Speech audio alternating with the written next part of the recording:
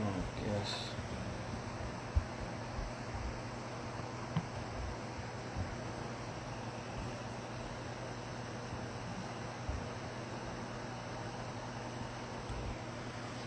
All right, so we live. Turn this up.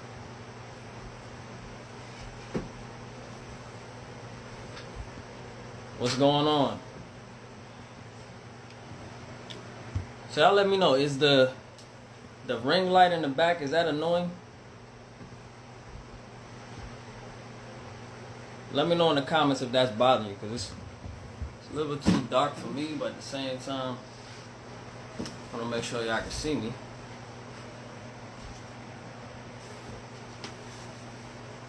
Not at all? Okay, appreciate that. Okay. So, I'm going to wait for a little bit. I guess while we wait, we could just chop it up. So, this is DC Now Events. This is the DC Now Small Business Takeover. My name is Dauda Kondeh Jr. And I'm going to talk about a couple things today. I'm going to try to keep it real simple and concise and really give you guys the most value. But before we get started, let people get in here first. Let's see. This is DC Now Events, but who is not from the DC area? I'm pretty sure most everybody is living in the DC area, but who is not from the DC area? You're not born and raised in either DC, Maryland, Virginia. Okay, I'm straight with the light. All right, cool. So who's not from the DC area? Let me know in the comments. Show of hands or show of comments.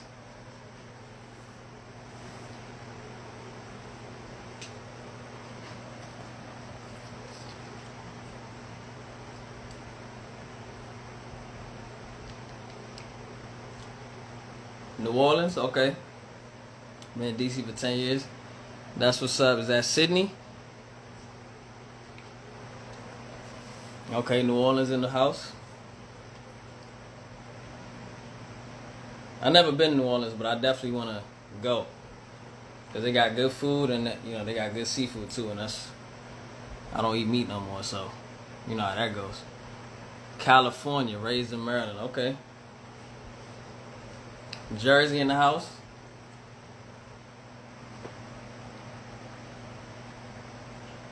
Me, myself, I was born in D.C., raised in Maryland.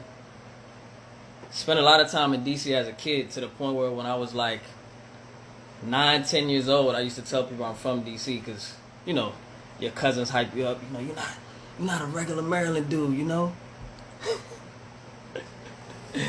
Then when you get around 18, 19, people ask you where you're from. You're like, Mo County. Yeah. Real quick. The food is where it's at. Okay, Sydney. Oh, you talking about New Orleans. Yeah, that's right.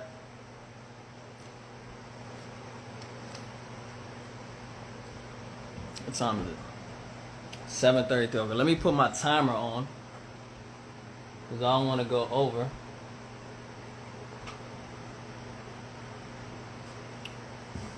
Okay, so again, I want to welcome everybody. I appreciate you coming on this live. This is DC Now Small Business Takeover, and I'm taking it over tonight. So the couple things I want to go over, a couple things that I'm going to be talking about in order. So the first thing I'm going to talk about is mindset. More so the mindset of the entrepreneur, but really the mindset of an entrepreneur is really any mindset you could take towards life in general.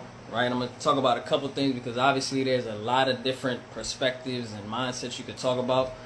But I'm going to talk about the 3 that kind of steered me in the right direction when I felt like I wasn't going in the right direction. The next thing I'm going to talk about is the 5 pillars to market any business. These are the same things that I use to market for restaurants, small businesses, e-commerce. Really any of my clients. It's kind of my flagship go-to funnel. So I'm going to talk about that and how you can apply it to any business. Maybe if we have time, if any of you have a small business, maybe we could do a little example with your business. The next thing I'm going to talk about is how you can make an extra $250 to $1,000 this month. Right? Everybody needs money right now. Maybe you need to pay some bills. Maybe you have a side project you're trying to fund. Maybe you just want some extra money. Maybe you want to take it and run with it and do, 10,000, 6 figures. Who knows? But I'm going to talk about that. And then at the very end, I'm going to talk about how you can enter my Cash App contest for Curbside Clutch, which is a platform that I'm just starting to help local restaurants in the DC area. And I'm doing a contest where you literally, just by participating, you have a chance to get Cash App, but you also can help local small businesses by being a part of that platform, giving your 2 cents. And once it really starts to get rolling, you understand what I mean. But just think about like foodie meets talk show meets game show, where the restaurants get featured, people get put on to new spots, and get the chance to win exclusives or gift cards or a deal or buy one get one. Kind of that's the whole idea of the Curbside Clutch. So if that sounds good, we're gonna go ahead and get started. Okay, so every time I step in front of the camera, every time I make a post, every time I do anything, when I used to throw events back in the day, when I used to have an embroidery business, like it didn't matter what it was, the number one thing, and I didn't always have this in the back of my mind, but now I know it for sure, and you've heard it before, but you want to make sure you're giving the end consumer value, right? You want to make sure, even if it's just a piece of content. So a lot of times we get in front of the camera and we're thinking about what we want to talk about, which is cool, but you want to also make sure that what you're saying aligns with, or really ask yourself, who's going to get value from this, or is there any value from what I'm saying? Because when you come with that mindset first, you got to remember, time, you can't get time back. So anytime you're stepping in front of people and you're saying, look at my post, watch my video, read my, my post, whatever it is, you want to make sure that you're giving people value in respect of them giving you their time. Does that make sense? That's the very first thing I want to talk about. The next thing, and if you guys have any questions, I forgot to say this as well. If you have any questions, on the bottom, I guess you could say mid left, there's that little question box where you could put a question in there, and that way I could kind of chime in if you got a question on anything I'm talking about. So the next thing is, this is something that I learned from my business coach, and I still have a hard time with it today, but it's a concept that's called fail fast. And a lot of times when people get into business, they kind of put obstacles in their way that stops them from starting. So for example, a lot of people have called me over the years, Dauda, I got an idea. I was wondering if you could put together, am I too close? I feel like I'm too close here. I don't know. I was wondering if you could put together a business plan for me, right? I even pay you. And I ask them, what's your business? What's your idea you got going on? And they say, woo, X, Y, Z, and the third. And I'm just like, you don't need a business plan. You got the idea. You feel like there's a good enough opportunity. You won't really know till you try to execute that business. And when you execute it, the market will let you know if it's a good idea. Real quick. People will let you know if you're wasting their time or if it's not valuable. And you'll figure out either how to fine tune it. You'll figure out if you really have a passion for it. What's that? Nutrition spot 3? Yeah, exactly. When I heard it, I was like, yeah. Because I've never had a business plan, right? And my most successful business was the nightlife promotion business. We did that from 2004 to about 2011. And we had years where we generated, $300,000, right?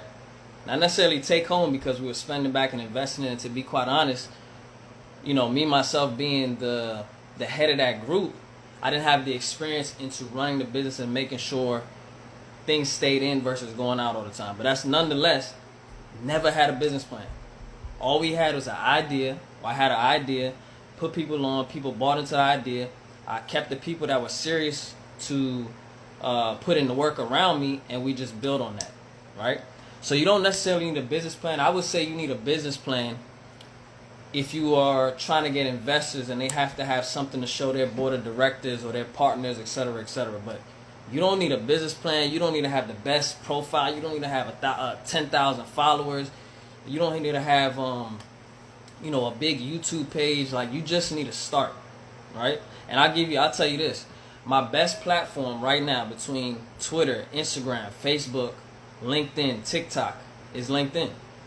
And my average video maybe gets 30 views. But those are people that are more privy to what I'm doing. So is it the number, or is it the value from each person, or me hitting the right person that I need to reach for what I'm doing? So all I'm trying to say is that you want to make sure that you're not worried about things that you don't need to worry about, and just get out there and start. With that being said, when you get out there and start, this is the next thing, is you have to not give a damn about what people think. And that doesn't mean you want to be ignorant. You want to still take good criticism, even bad criticism. But if you are worried about failing in public, right? If you're worried about, 9 people being on this live, right? Then all that's going to do is stop you from being great. Because I can tell you, I failed on many businesses. Continue to still fail. My man AJ in the building too. Shout out to AJ. That was one of my old partners from Mass Moon as well. So was Nels as well. But what was I saying? Yeah, you're gonna hinder yourself because you're worried about failing in public. But the reality is, almost everybody, I would say probably everybody you see that you think is successful has failed until that point. Maybe even done 99 things wrong, and that one thing you know them for is the one thing they got right.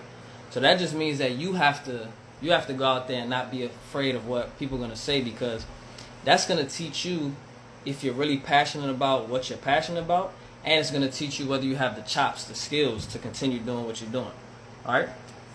So that's it as far as mindset. The next thing I want to talk about are the 5 pillars to market any business. So let me see in the comments, if you have a small business, you don't have to, if you don't want to put it out there, it's cool, but if you do, go ahead. But if you have a small business, name your business and the industry. Let's see if we could do an example with somebody. I'm going to kind of compare it to what I do so everybody can get an idea. Let's see, we got 8 minutes. All right, we good. And by the way, let me just say, I do have my dry erase board in the back, but I don't like writing on lives because it looks backwards. And once you start writing a lie, all of a sudden it looks like, something out The Exorcist, and I don't like that type of energy. So if I have to use a diagram or something, I may, write some boxes and stuff. Otherwise, I'm not going to write things down. Okay, a Kanji Media, broadcast and talk show host. Okay. Broadcast, is that like podcast, or is that on Creative Obsessions, graphic design? Okay. Shred.o tour, mobile app for online skateboarding tournaments. Oh, that's what's up. 301 nutrition spot, nutritional smoothies and energy drinks. I'm with that all the way. I'm actually alkaline diet, except when I cheat on seafood. So I'm with all the smoothies. Riley, I'm behind the scenes event photographer, drinks. Okay, let me choose some. Okay, my man Jeff, Po Boy Jim's in the house. Let me get the first person, just because they were first. Broadcast and talk show host. Okay, so the first pillar of marketing any business is, oh bad, I got my notes on my screen, so it just went out. The first pillar is acquisition, right? Acquisition basically means, how do you acquire customers? Broadcasting and talk show host, I guess your customer would be more so audience, right? Not necessarily somebody buying in. Same thing. How you gonna build your audience? That's the first pillar of marketing, at least before you get into research and all that type of stuff. But acquisition. So in my business, specifically when I'm working with restaurants, I use that to basically funnel the whole engine, so to speak, right? So how do I acquire people? So when I'm dealing with a restaurant, one of the main drivers that I use are social media ads, specifically Facebook and Instagram posts, right? So for example, if a restaurant is here at this spot, I do a 1 mile, 2 mile, depending on the area and how people like to travel, 3 mile radius, and I'll target people based on their interests in the hopes of getting them just to see a certain advertisement or a certain post, right? Now, the way you acquire people is important too. For example, there's a lot of businesses today that still spend millions of dollars on commercials and radio, for example. And we all know that our attention is not on there, right? But yet they still spend millions of dollars because they have the budget and they make the revenue to replenish the budget.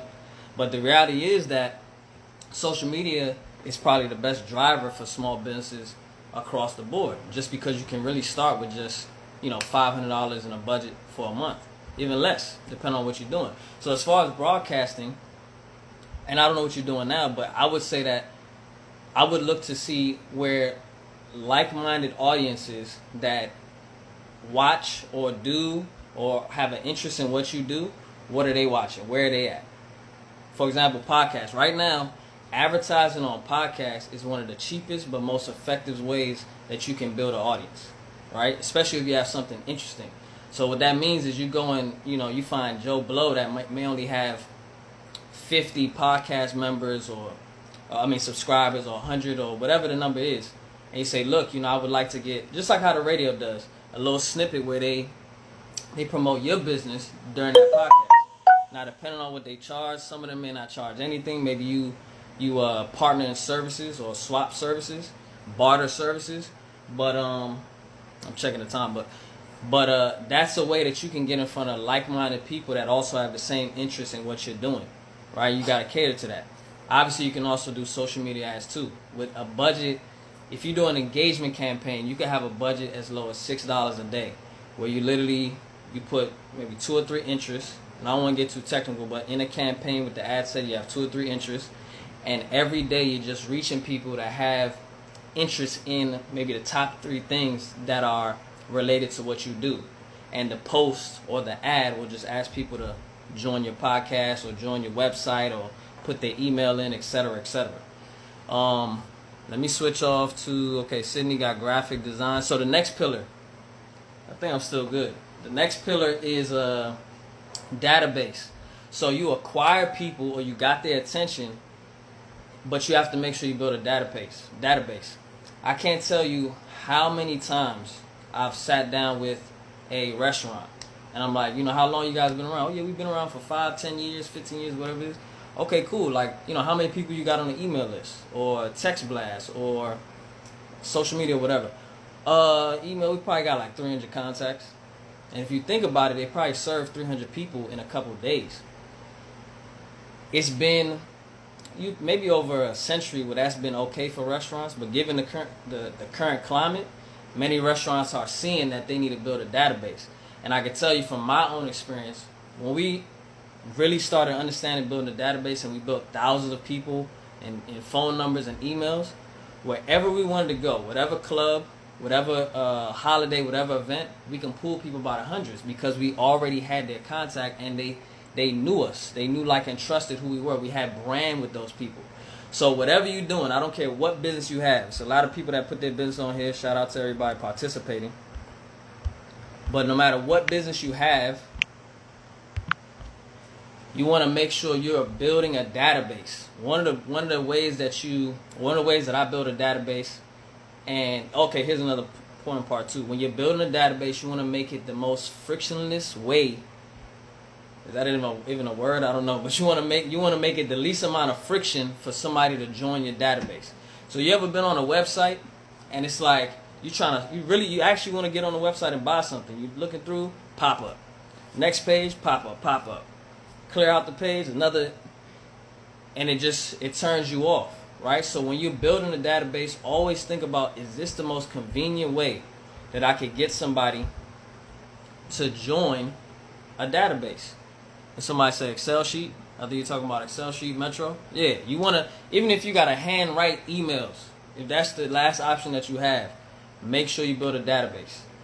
And just because I'm thinking about, Nels reminded me, I want to reintroduce myself. My name is Dauda. This is DC Now Small Business Takeover, and we're currently going over the 5 pillars to market any business. Right, so you want to build that database. You want to make sure you control that database. You want to make sure, a lot of people talk about, my Instagram followers, my Facebook, and I'll tell you this: you don't own Facebook, you don't own Instagram, right? I have thousands of people on Facebook, and that doesn't necessarily translate to Instagram because I didn't I didn't move the database. I thought I was already good with Facebook. Why do I need this? Why do I need that? So you want to make sure you have a database that you control. So email, text numbers that you can have it in your laptops and things like that, where you can use it. The next platform comes on, you can upload it, send out a blast, whatever it is, right?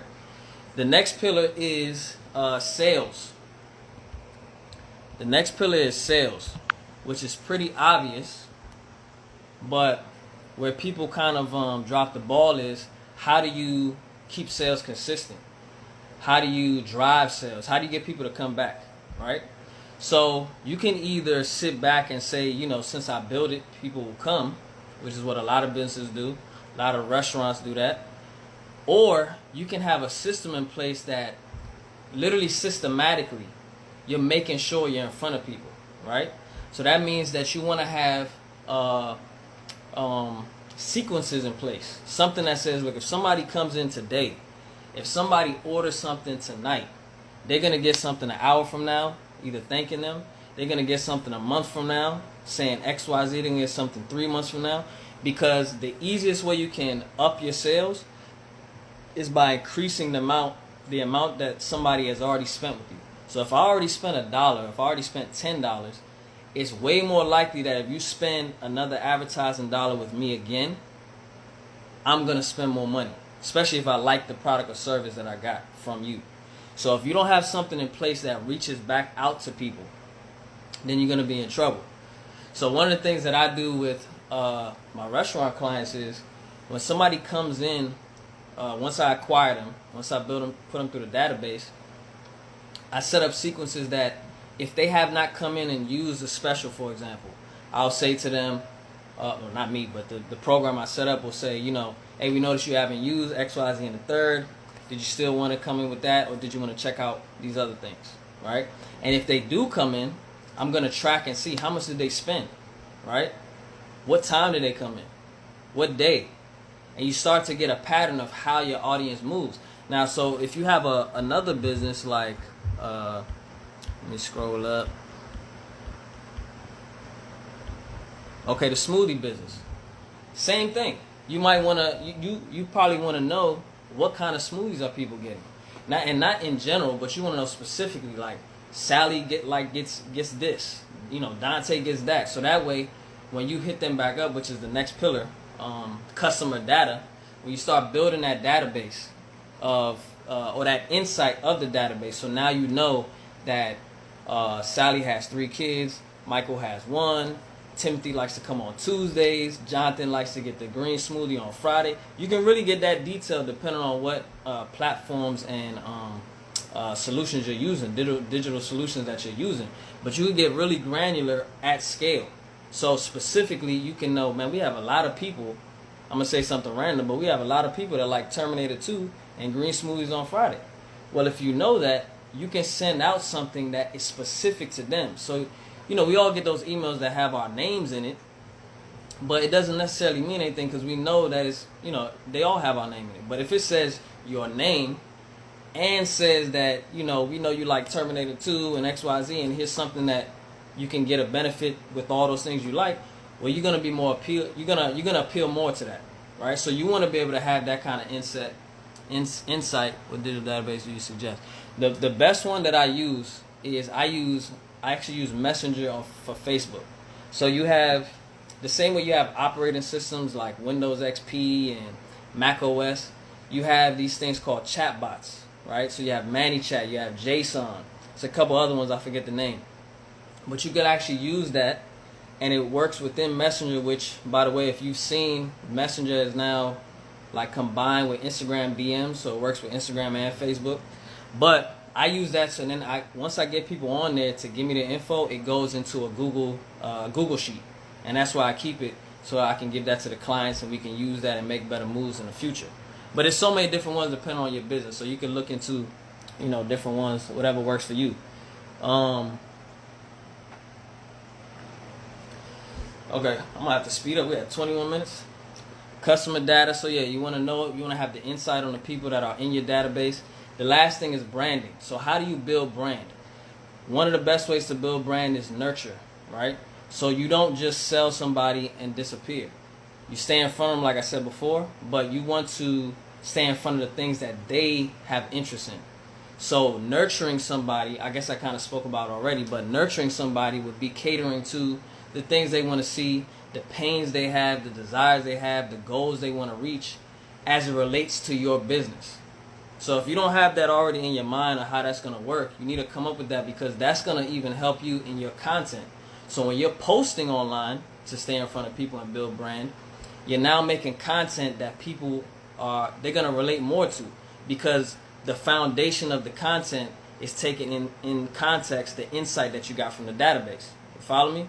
So I'm going to have to go to the next one and be quick. So how to make an extra $250 to $1,000 this month, right? So the first thing, I guess I'm gonna go with 3 different ways. I'm gonna do the simplest one first. So one of the simplest ways that you can make an extra $250 this month is by being a digital broker. Okay? And by the way, if you have any questions that are more in depth, I guess you can either DM the page or you could DM me.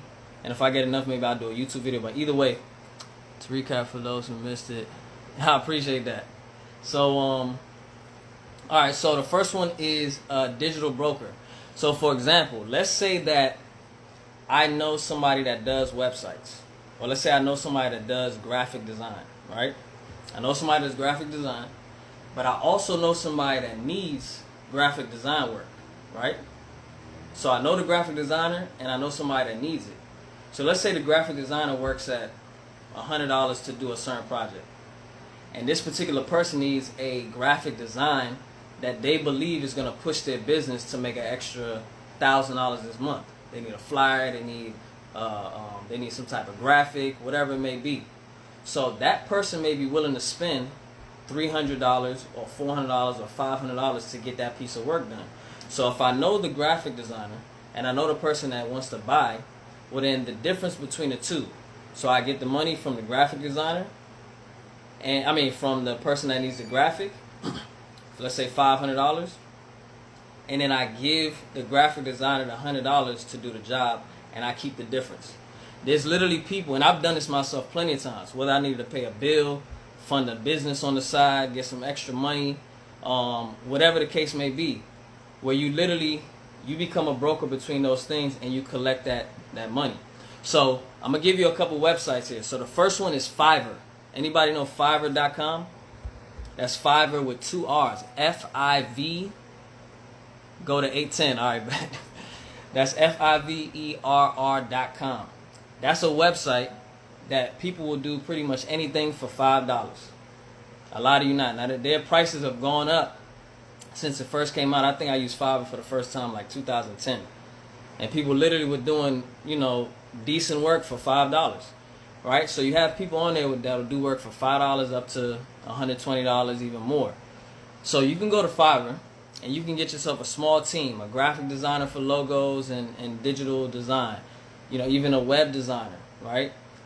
Maybe a book cover maker or a voiceover person, right? You can even do Upwork too. Upwork as well. Upwork.com. upwork.com. And you can go on that website and you can have a conversation and literally let them know, look, I'm looking to find people that need work. I know you need work. Would you be willing to do work for me if I'm able to find you the work?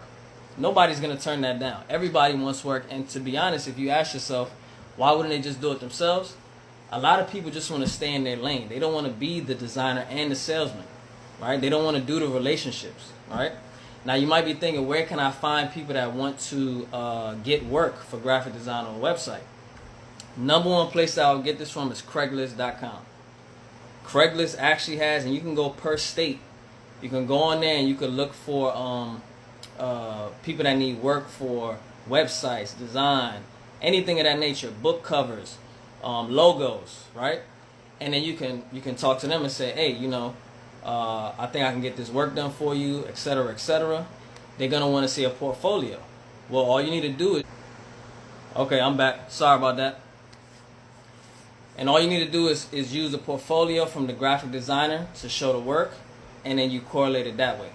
So whether it's a website, where that can go up to $1,000, $2,000, $3,000, or a logo that could be $300 or $400 or $500. You can get that arbitrage in between and make that money this month, right? If you want to see more on that, let me know. But the next thing is selling expertise. Selling expertise. So ebooks, video courses, right? If you have an expertise, something that you're really good at, you can turn your own expertise into a product. You can turn it into an ebook, you can turn it into a video course, literally just showing people steps 1 through 5. But what you can also do is, there are websites where people give resale rights to their expertise. So let's say I make an ebook on the 5 pillars on how you can market any business, but I don't know how to sell it, or I don't even want to take the time to sell it. I can position my product on a website to where I offer resale rights. So you can buy the rights to resell my product. So let me give you 2 websites real quick. You can do clickbank.com, right? Clickbank has been around for a while. And then there's also another website called Master Resale Rights. All right, Master Resale Rights. You literally type that into Google, click on it, and there's a whole bunch of, like, from gardening to marketing, all type of stuff. Skincare, workout, home workouts. And what you want to do is you want to go on there and you want to see, if you don't really have the research skills, just think about yourself. What do you like? What pains do you have? What things you want to reach? What goals you want to reach? And when you go on there, literally look for the things that you yourself would buy. And then what you want to do is you want to, some of them are $5, $10, $15. But when you find a couple, you want to buy them, and you want to actually go through it, make sure it's actually a good product, because you don't want to sell something that's, that's fluke, right? So you go on there, and now that $15 product, you can spruce it up a little bit. You can add some videos to it. Make sure you read the rights that says you can modify it. Usually you can, or add to it. And then you can go and sell that for $40, $50, right? You could put that online. You could send social media ads to that and get people to buy it. Post it on a I think there's some dashes in between. Blessed assets. Okay, I'm back. Yeah, I think there's some dashes in between the website, but if you go on Google, it'll take you right to it. But yeah, you can resell people's expertise and get a profit, and you can sell it over and over and over again. There's people that literally make tens of thousands of dollars doing that. It's something that I'm thinking about getting into myself. Sydney, I believe that's it. That's the right website. Okay? So you can do ClickBank, you can do Master Resale Rights, and you can resell expertise. You can literally do that. And it might take you some time to brand it the right way, but you can really get that done. The next thing is merchandise. So who in here, with a show of hands, who in here sells t-shirts or wants to sell t-shirts or mugs, or things that you could put branded quotes or sayings, or who in here would like to do that or is already doing that? Real quick show of hands. Okay, I think I got 10 minutes. Is there anybody that's ever thought about doing that or currently doing it, where you sell merchandise online?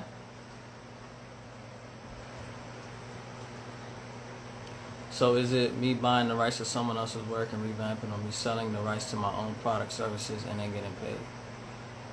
Who was that? That was CTOD.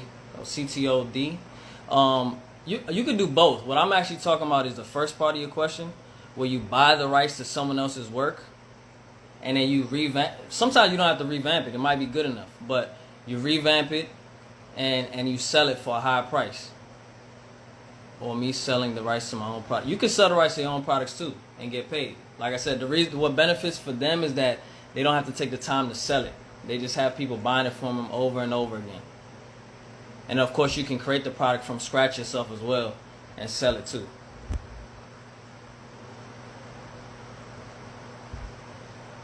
Anybody sell t-shirts? No? Okay. Oh, I buy a lot of merch. Eventually, I would like to. Okay, cool. So, I've always had my feet in e-commerce. Actually, when I was in high school, way back, when cell phones first came out, when people used to get their parents would get them a new cell phone, they wouldn't care about the last one. I would ask for the old one, and I would go on this site called eBay.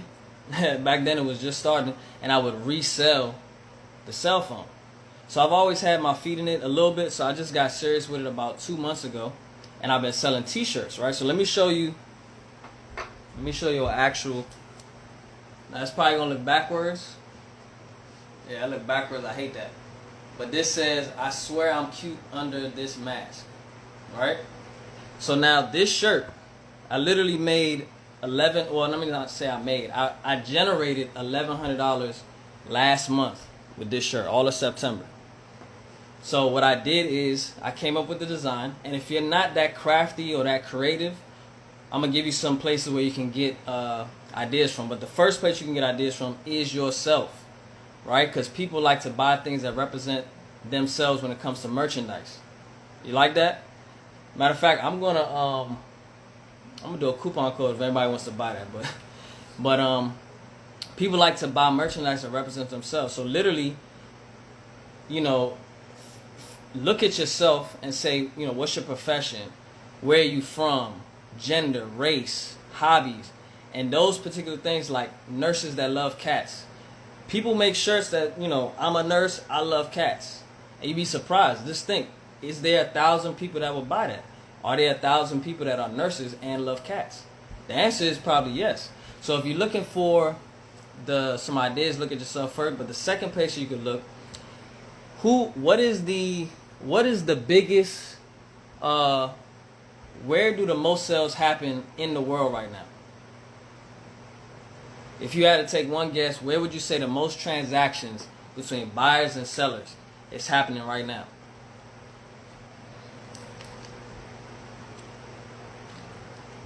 Got 7 minutes. Anybody want to take a guess? Again, if you just joined, my name is Dauda, and we're talking merchandise, selling merchandise. Yeah, online. Somebody said Instagram. That's close. I guarantee you every single person here has bought something in that marketplace in the last week. Online, but what website? Everybody's saying online. What website though? Instagram. Instagram's close. Alright. Just so we don't waste too much time. Facebook close. Amazon. Oh, yeah, CTOD, she got it. Amazon, exactly. OnlyFans, go ahead. Alright, so Amazon. So if you're not thinking like a consumer and you're thinking like a salesman, you could go to Amazon and go see. Amazon literally tells you what is being sold the most. Go in there and go to clothing. If you're selling something else, yeah, laugh out loud. That was funny.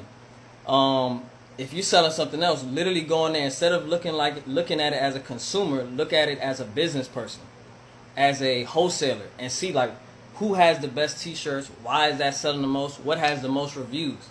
That'll give you an idea of the kind of slogans you could literally remake a slogan with your own style and sell the shirt. Another place is Etsy.com, and another place is Pinterest, where you can get ideas. So once you come up with the design, where are you gonna sell it? So I'm gonna give you Teespring.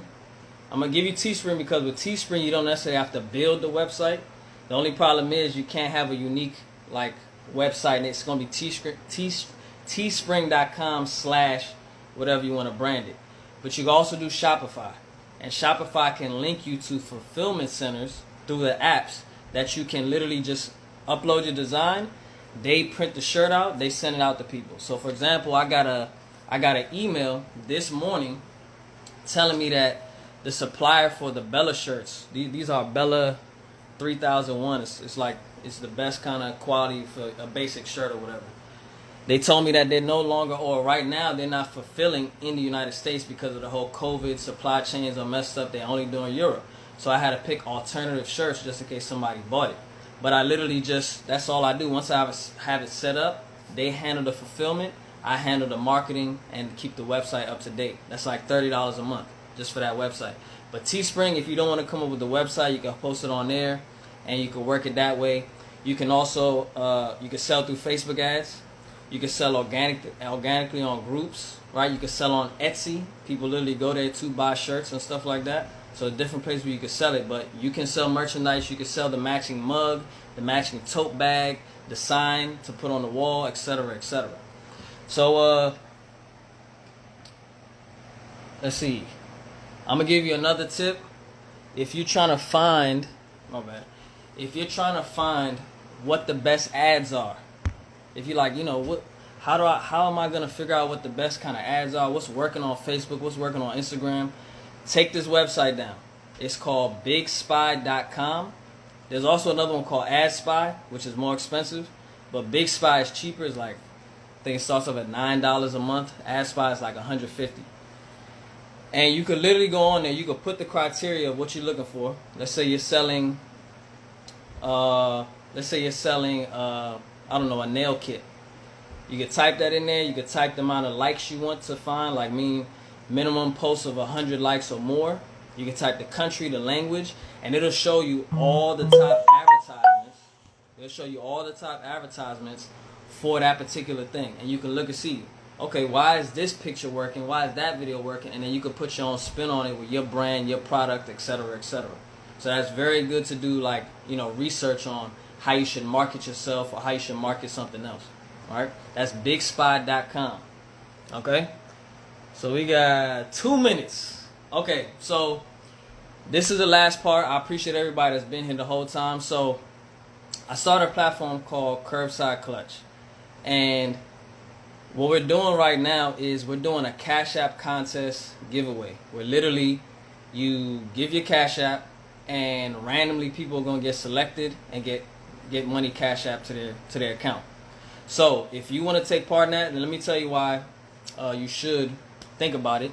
The Curbside Clutch platform is basically to give small businesses, specifically restaurants, lounges, bars, a space where people can be aware of who they are, new spots, old spots, new things they have going on, but at the same time give the community something of value. So think about it as, I think I said this before on here, but I'm not sure, but think about it as a game show meets a talk show meets a like a community page where you can vote who's the best soul food. So the first one that I'm gonna do is I'm gonna do the best black owned restaurant.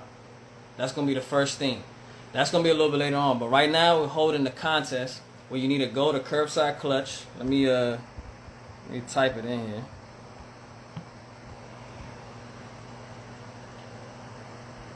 Let me see. I don't want to make it too long. Is that gonna be too long?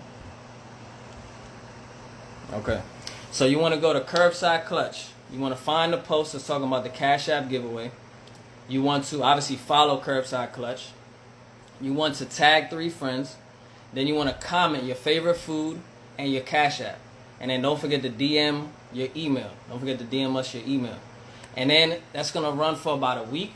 And once that finishes running, people are randomly going to be selected to get Cash App. $25, $50, maybe $100, maybe more. Right? So that's something that I'm really happy to bring about, because right now the restaurant industry is struggling. The bar industry is struggling. Some of you may work in those businesses. Let me know in the comments if you work in that industry or know somebody that works in the industry or owns a restaurant. But I just feel like for the industry that I'm in, or the expertise that I have and the people that I come across, that this is something that I could do, not only to allow them to get the right feature, the right awareness, but to also give something back to the community too, where it's kind of a circular thing where nobody's paying for anything, so to speak, right? And I'm using my marketing expertise to bring you guys new spots, new menu items, giveaways, gift cards, discounts, deals, and at the same time I'm putting on a local restaurant that may not be able to take on services from me or someone else, or may not have the time, or may not just be in the right space to really put their business out there. So if that sounds good to you and you would like to be able to give value while helping local restaurants in the area, please go check it out, Curbside Clutch. That's Curbside Clutch. And just go to the last post and just follow the instructions and join the contest. So I think I just passed the 10-minute mark. Look, I want to thank everybody for being on this live. Like I said before, time is valuable. You don't get it back. Every single one of you could have been somewhere else for 30, 40 minutes. So I appreciate you being here. Appreciate you supporting DC Now events. And I hope I really gave you guys value. If you want to follow me, you see it at the bottom, at No Doubt About It. I'm always talking motivation, mindset type of stuff, marketing tips, certain things I have going on. So I hope that everybody, this was so fun. I appreciate that. You're welcome. Appreciate this. It was great. That's what's up. So I'm glad everybody got value. And look, small businesses everywhere, CEOs, business owners everywhere. A lot of it could be very lonely, right? It could be very lonely. So it's rare you could find people that have the same mindset and think and take risks like you do. So if you just want to link up with me just on that mindset, on that note, you're welcome. If you want to link up with me on that note, something else that I have a passion with, I haven't started, but just creating a network of entrepreneurs that help each other, right? So just hit me up, and I appreciate everybody. I almost feel like I'm forgetting something. Let me just say it again. So this is DC Now Small Business Takeover, and I appreciate them for giving me a chance to give you guys their audience value. All right? So let me go ahead and end this live. Okay, y'all take it easy.